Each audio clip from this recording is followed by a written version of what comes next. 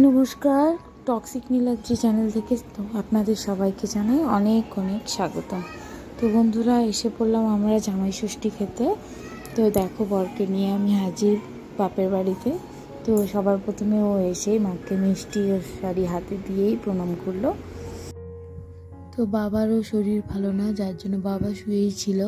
তো আজকে জানোই তো জামাইদের দিন, তাই জামাইয়ের আজকে অনেক আদর যত্ন করা হবে।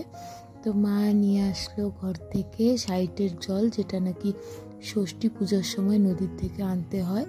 সেটা পুজো করে এই জলটা ছিটিয়ে দিতে হয় জামাই, মেয়ে, নাতি নাতনিদের গায়ে।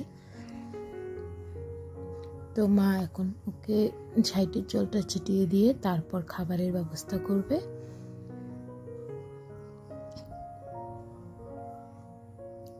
তো আমিও নিয়ে নিলাম একটু সাইটের জল মাথায়।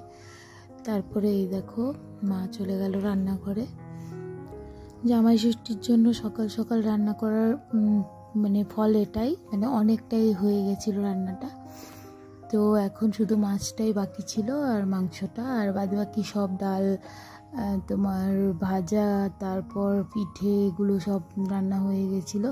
তো মা ওকে জলখাবারটা বেড়ে দিল, পিঠে।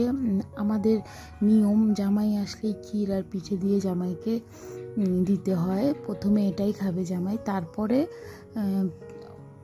অন্য সব খাওয়া দাওয়া। তো মা ওকে এটা দিয়েই তারপরে আবার চলে গেল রান্না করতে। তো রান্না হওয়ার পরে দেখো জামাইকে কত পদ দিয়ে মা খাওয়াচ্ছে।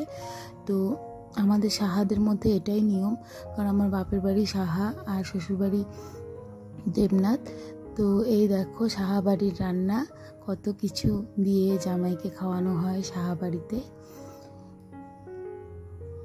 তো এখানে ছিল ইলিশ মাছের সর্ষে বাটা, তারপর ডাল, তারপর পাঁঠার মাংস আর মাছের ঝাল, চাটনি, কাঁকরোল ভাজা, আলু ভাজা, তারপর ছিল পটল ভাজা, তারপরে ছিল মাছের চচ্চড়ি, আম, মিষ্টি, আর দইটা দেওয়া হয়নি পাশে। তো দেখো, আমরাও একটু সাজুগুজু করে এসেছিলাম, যার জন্য তোমাদের সঙ্গে সব ছবিগুলো শেয়ার করলাম। তো ভালো লাগলে অবশ্যই একটা লাইক করে দিও এবং কমেন্টে জানাবে কেমন লাগলো ব্লগটা। তো সবাই ভালো থেকো, সুস্থ থেকো, আর পরের ব্লগের জন্য অপেক্ষা করো।